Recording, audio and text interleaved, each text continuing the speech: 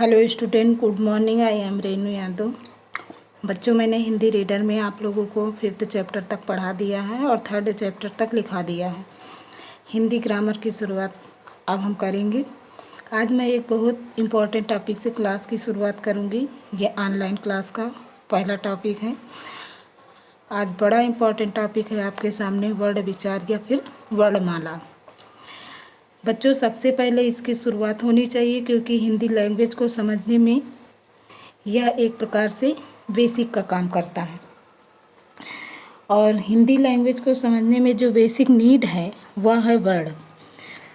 वर्ण क्या होते हैं, स्वर क्या होते हैं, व्यंजन क्या होते हैं, कितने टाइप से होते हैं इसके, ये सब बातें इसके अंतर्गत हम पहले जानेंगे। क्योंकि जब तक हम ये सब चीज़ें नहीं जानेंगे तब तक हिंदी व्याकरण हमारे समझ में नहीं आएगा। अब देखिए, वर्ण, हमारे मुंह से जो ध्वनि निकलती गई, इन्हीं ध्वनियों को वर्ण कहते हैं। और इन ध्वनियों को इंडिकेट करने के लिए मानव ने कुछ सिंबल बना लिए, जैसे का, मा, ला, इस प्रकार से। और ये मुंह से निकलने वाली ध्वनियाँ दो तरह से निकलती हैं, एक स्वर और दूसरा व्यंजन। पहले बात करेंगे इनको अलग क्यों किया गया और इन दोनों में मेजर अंतर क्या है। अब देखिए, स्वर वे ध्वनियाँ हैं जो बिना किसी रुकावट से ईजिली हमारे मुंह से बाहर निकल आती हैं, उन्हें हम स्वर कहते हैं। और इनको जानने से पहले बच्चों ये जानो कि हमारा जो मुंह है ना बच्चों, ये दांत से लेकर गले तक का पूरा जो सिस्टम है, ये मुख्य 5 एरियाज हैं जहाँ पर हवा कम या ज़्यादा प्रेशर लगाती है, जैसे कंठ से लेकर और ओष्ठ तक।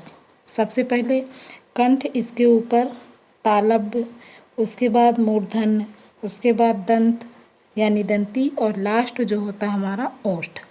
अर्थात 5 जगह की हवा के दबाव के कारण हम हिंदी में साउंड को क्रिएट कर पाते हैं। और जिनके समझ में ये बेसिक सी बात आ गई, उसे वर्णमाला यानी व्यंजन समझने में बिल्कुल भी दिक्कत नहीं होगी। और जब तक हम व्यंजन नहीं समझेंगे तब तक हिंदी लैंग्वेज हमारे समझ में बिल्कुल भी नहीं आएगा।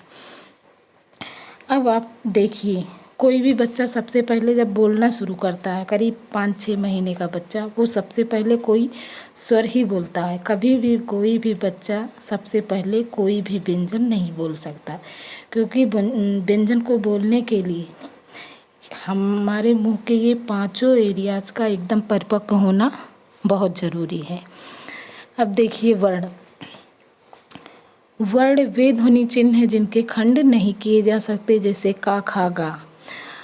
वर्णमाला, वर्णों के क्रमबद्ध समूह को वर्णमाला कहते हैं। वर्ण 2 तरह के होते हैं, एक स्वर और दूसरा व्यंजन। अब स्वर देखिए, आ, छोटा आ से लेकर औ तक ये 11 स्वर होते हैं। स्वर, इन्हीं 11 में से अब इनके अलग अलग भेद भी हैं।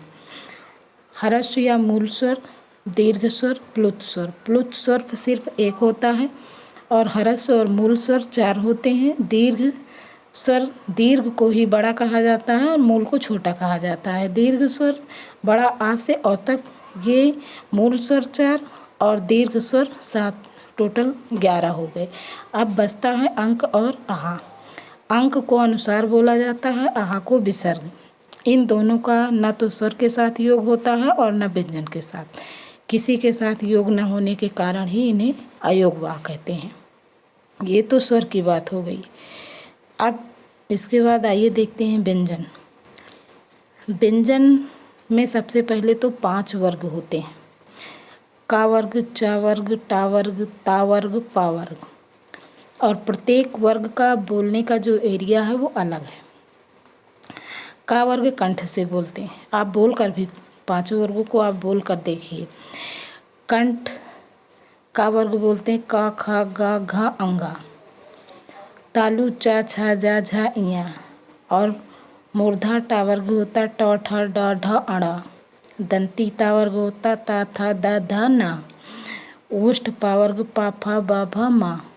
5 वर्ग में 25 वर्ण होते हैं, क्योंकि प्रत्येक वर्ग में 5 जो है व्यंजन होते हैं। अब देखिए, ये तो हो गई वर्ग की बात। अब इसके बाद आप देखिए, अंतस्थ व्यंजन। अंतस्थ व्यंजन में 4 वर्ड होते हैं, या, रा, ला, वा। या और वा को अर्धस्वर कहा जाता है, रा को लुंठित वर्ण कहा जाता है और ला को पार्श्विक कहा जाता है।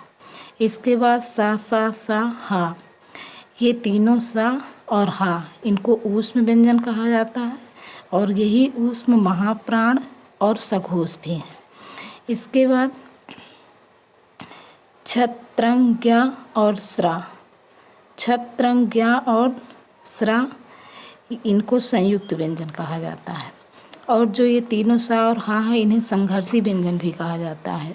छत्रंज्ञा और स्रा इनको संयुक्त इसलिए कहा जाता है क्योंकि ये दो दो व्यंजनों के योग से बने होते हैं। जैसे छा आधा का प्लस मूर्धन्य सा के योग से बना है, ता त्रा आधा ता प्लस रा के योग से बना है और ज्ञा से ज्ञानी जा और इया के योग से बना है, स्रा आधा।